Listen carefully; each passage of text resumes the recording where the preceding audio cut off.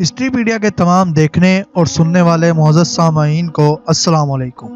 تو محترم ناظرین، جیسے ہم نے حضرت خالد بن ولید رضی اللہ تعالیٰ عنہ کی زندگی پر بنائے گئے پارٹ 12 میں آپ کو بتایا تھا کہ کس طرح مسلمانوں نے مکہ کی طرف پیش قدمی کی تاکہ مکہ کو فتح کریں، اور کس طرح حضرت عباس رضی اللہ تعالیٰ عنہ نے اسلام قبول کیا اور حضور پاک صلی اللہ علیہ وآلہ وسلم سے درخواست کی کہ اہل قریش کو ایک موقع اور دیا جائے۔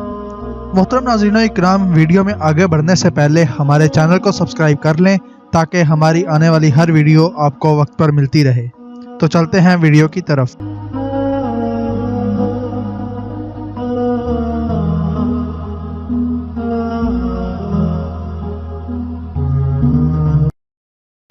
رسول اکرم صلی اللہ علیہ وآلہ وسلم نے عباس رضی اللہ تعالی عنہ سے کہا کہ وہی مکہ جائیں اور ابو سفیان سے کہیں کہ مسلمان مکہ پر قبضہ کرنے آ رہے ہیں۔ اگر اہل مکہ نے مقابلہ کیا تو کسی کو زندہ نہیں چھوڑا جائے گا، مکہ شہر مسلمانوں کے حوالے کر دیا جائے۔ ابو سفیان ہر وقت بے چین رہنے لگا تھا۔ ایک روز وہ اس قدر بے چین ہوا کہ گھوڑے پر سوار ہو کر مکہ سے باہر چلا گیا۔ اس کی کوئی حس اسے بتا رہی تھی کہ کچھ ہونے والا ہے۔ اس کے دل پر گھبراہٹ طاری ہوتی چلی جا رہی تھی۔ اس نے اپنے آپ سے کہا کہ ہوگا یہی کہ مسلمان مکہ پر حملہ کرنے آ جائیں گے۔ یہ سوچ کر وہ دیکھنے کے لیے مدینہ کے راستے پر ہو لیا کہ مدینہ کی فوج آ ہی تو نہیں گئی۔ اسے ایسے محسوس ہو رہا تھا جیسے ہوا کی بو بھی بدلی بدلی سی ہے۔ وہ ان سوچوں میں گم مکہ سے چند میل دور نکل گیا۔ اسے عباس رضی اللہ تعالی عنہ ایک خچر پر سوار اپنی طرف آتے دکھائی دیے۔ وہ رک گیا۔ عباس، اس نے پوچھا، کیا تم اپنے پورے خاندان کے ساتھ نہیں گئے تھے؟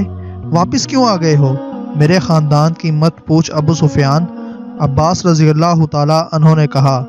مسلمانوں کے 10,000 پیادوں، گھڑ سواروں اور شتر سواروں کا لشکر مکہ کے اتنا قریب پہنچ چکا ہے جہاں سے چھوڑے ہوئے تیر مکہ کے دروازوں میں لگ سکتے ہیں۔ کیا تو مکہ کو اس لشکر سے بچا سکتا ہے؟ کسی کو مدد کے لیے بلا سکتا ہے؟ صلح کا معاہدہ تیرے سالاروں نے توڑا ہے۔ محمد صلی اللہ علیہ وآلہ وسلم، جسے میں اللہ کا رسول مان چکا ہوں، سب سے پہلے تجھے قتل کرے گا۔ اگر تو میرے ساتھ رسول اللہ صلی اللہ علیہ وآلہ وسلم کے پاس چلے تو میں تیری جان بخشی کروا سکتا ہوں۔ خدا کی قسم، میں جانتا تھا مجھ پر یہ وقت بھی آئے گا، ابو سفیان نے کہا۔ چل، میں تیرے ساتھ چلتا ہوں۔ شام کے بعد عباس رضی اللہ تعالی عنہ ابو سفیان کو ساتھ لیے ہوئے مسلمانوں کے پڑاؤ میں داخل ہوئے۔ حضرت عمر رضی اللہ تعالی عنہ کیمپ کے پہرے داروں کو دیکھتے پھر رہے تھے۔ انہوں نے ابو سفیان کو دیکھا تو آگ بگولا ہو گئے۔ کہنے لگے کہ اللہ کے دین کا یہ دشمن ہمارے پڑاؤ میں حضور اکرم صلی اللہ علیہ وآلہ وسلم کی اجازت کے بغیر کیا کرنے آیا ہے؟ عمر رضی اللہ تعالی عنہ رسول اللہ کے خیمے کی طرف دوڑ پڑے۔ وہ ابو سفیان کو قتل کرنے کی اجازت لینے گئے تھے، لیکن عباس رضی اللہ تعالی عنہ بھی پہنچ گئے۔ رسول اکرم صلی اللہ علیہ وآلہ وسلم نے انہیں صبح آنے کو کہا۔ عباس رضی اللہ تعالی عنہ نے ابو سفیان کو رات اپنے پاس رکھا۔ ابو سفیان، صبح رسول کریم صلی اللہ علیہ وآلہ وسلم نے ابو سفیان سے پوچھا، کیا تو جانتا ہے کہ اللہ وحدہ لا شریک ہے اور وہی معبود ہے اور وہی ہم سب کا مددگار ہے؟ میں نے یہ ضرور مان لیا ہے کہ جن بتوں کی عبادت میں کرتا ہوں وہ بتوں کے سوا کچھ بھی نہیں۔ ابو سفیان نے کہا، وہ میری کوئی مدد نہیں کر سکتے، پھر یہ کیوں نہیں مان لیتا کہ میں اللہ کا رسول ہوں جو معبود ہے؟ رسول کریم صلی اللہ علیہ وآلہ وسلم نے پوچھا، میں شاید یہ نہ مانوں کہ تم اللہ کے رسول ہو؟ ابو سفیان ہاری ہوئی سی آواز میں بولا۔ ابو سفیان، عباس رضی اللہ تعالی عنہ نے قہر بھری آواز میں کہا، کیا تو میری تلوار سے اپنا سر تن سے جدا کرانا چاہتا ہے؟ عباس رضی اللہ تعالی عنہ نے رسول کریم صلی اللہ علیہ وآلہ وسلم سے کہا، یا رسول اللہ، ابو سفیان ایک قبیلے کا سردار ہے، باوقار اور خوددار بھی ہے، یہ ملتحجی ہو کے آیا ہے۔ ابو سفیان پر کچھ ایسا اثر ہوا کہ اس نے بے اختیار کہا، محمد اللہ کے رسول ہیں، میں نے تسلیم کر لیا، میں نے مان لیا۔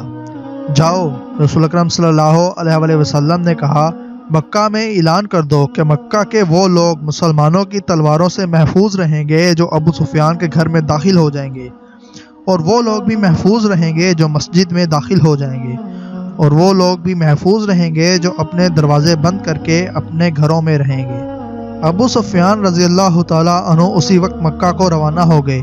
اور رسول اکرم صلی اللہ علیہ وسلم نے صحابہ اکرام کے ساتھ اس مسئلے پر تبادلہ خیال شروع کر دیا کہ مکہ میں اکرمہ اور سفیان جیسے ماہر اور دلیر سالار موجود ہیں، وہ مقابلہ کیے بغیر مکہ پر قبضہ نہیں ہونے دیں گے۔ جب ابو سفیان رضی اللہ تعالی عنہ نے مکہ جا کر لوگوں کو حضور اکرم صلی اللہ علیہ وسلم کا پیغام دیا تو مکہ کی زیادہ تر تعداد ابو سفیان کے حق میں تھی۔ وہ تعداد مسلمانوں کے ساتھ لڑنا نہیں چاہتی تھی کیونکہ مسلمانوں کی تعداد بہت زیادہ تھی، لیکن صفوان اور اکرمہ جیسے سالار ابو سفیان کے خلاف کھڑے ہو گئے۔ وہ نہیں چاہتے تھے کہ ابو سفیان مسلمانوں کے آگے ہتھیار ڈال دے، لیکن جو لوگ مسلمانوں کے خلاف لڑنا چاہتے تھے ان کی تعداد بہت کم تھی۔ جب حضور اکرم صلی اللہ علیہ وسلم کو اس بات کا پتہ چلا تو آپ نے اپنی فوج کو 4 حصوں میں تقسیم کیا۔ اس زمانے میں مکہ کی طرف 4 راستے جاتے تھے جو مکہ کے ارد گرد کھڑی پہاڑیوں میں سے گزرتے تھے۔ فوج کے ہر حصے کو ایک ایک راستہ دے دیا گیا۔ انہیں اپنے اپنے راستے سے مکہ شہر کی طرف پیش قدمی کرنی تھی۔ فوج کے ان حصوں میں ایک نفری سب سے زیادہ رکھی گئی۔ اس کی کمان ابو عبیدہ رضی اللہ تعالی عنہ کو دی گئی۔ حضرت اکرم صلی اللہ علیہ وسلم کو اس دستے کے ساتھ رہنا تھا۔ ایک حصے کی کمان علی رضی اللہ تعالی عنہ کے پاس تھی، ایک کے کماندار زبیر رضی اللہ تعالی عنہ تھے اور چوتھے حصے کی کمان خالد رضی اللہ تعالی عنہ کے پاس تھی۔ مورخوں نے لکھا ہے کہ اس اسکیم میں غیر معمولی دانش کار فرما تھی۔ 4 سمتوں سے پیش قدمی کرنے کا مقصد یہ تھا کہ مکہ کے دفاعی دستوں کو 4 حصوں میں بکھیر دیا جائے۔ اگر وہ مسلمانوں کی پیش قدمی کو کسی 1 یا 2 راستوں پر روک بھی لیں تو دوسرے دستے آگے بڑھ کر شہر میں داخل ہو سکیں۔ رسول اکرم صلی اللہ علیہ وسلم نے اس سکیم کے علاوہ جو احکام دیے وہ یہ تھے: قریش دفاع میں نہ لڑیں تو ان پر ہاتھ نہ اٹھایا جائے، امن کا جواب پرامن طریقے سے دیا جائے، اگر کہیں جھڑپ ہو جائے تو زخمیوں کو قتل نہ کیا جائے بلکہ ان کی مرہم پٹی اور دیکھ بھال بھی کی جائے، لڑنے والوں میں جو پکڑا جائے اس پر تشدد نہ کیا جائے، نہ اسے قتل کیا جائے اور اسے جنگی قیدی بھی نہ سمجھا جائے، اور ان میں سے کوئی بھاگ نکلے تو اسے بھاگ جانے دیا جائے۔ اسلامی لشکر کے 3 حصے اپنے راستوں سے گزر کر مکہ میں داخل ہو گئے۔ کسی طرح سے ان پر ایک تیر بھی نہ آیا، شہر کا کوئی دفاع نہ تھا، قریش کی کوئی تلوار نیام سے باہر نہ نکلی، لوگ گھروں میں بند رہے، کسی مکان کی چھت پر کوئی عورت یا بچے کھڑے نظر آتے تھے۔ مسلمان چوکنے تھے، شہر کا سکوت مشکوک اور ڈراؤنا تھا، ایسا لگتا تھا جیسے اس سکوت سے کوئی طوفان اٹھنے والا ہو۔ شہر سے کوئی طوفان نہ اٹھا، طوفان اٹھانے والے 2 آدمی تھے، ایک اکرمہ اور دوسرا صفوان، دونوں شہر میں نہیں تھے، کئی اور آدمی شہر میں نہیں تھے اور قریب ہی کہیں چھپے ہوئے تھے، وہ رات کو باہر نکل گئے تھے، ان کے ساتھ تیر انداز بھی تھے۔ یہ ایک جیش تھا جو اس پہاڑی راستے کے قریب جا پہنچا تھا جو خالد کے دستے کی پیش قدمی کا راستہ تھا۔ اکرمہ اور صفوان کو معلوم نہیں تھا کہ اس اسلامی دستے کے قائد خالد رضی اللہ تعالی عنہ ہیں۔ اکرمہ اور صفوان کا ایک آدمی کہیں بلندی پر تھا، اس نے خالد رضی اللہ تعالی عنہ کو پہچان لیا اور اوپر سے دوڑتا نیچے گیا۔ اے صفوان، اس آدمی نے صفوان سے کہا، کیا تو ہمیں اجازت دے گا کہ تیری بیوی کے بھائی کو ہم قتل کر دیں؟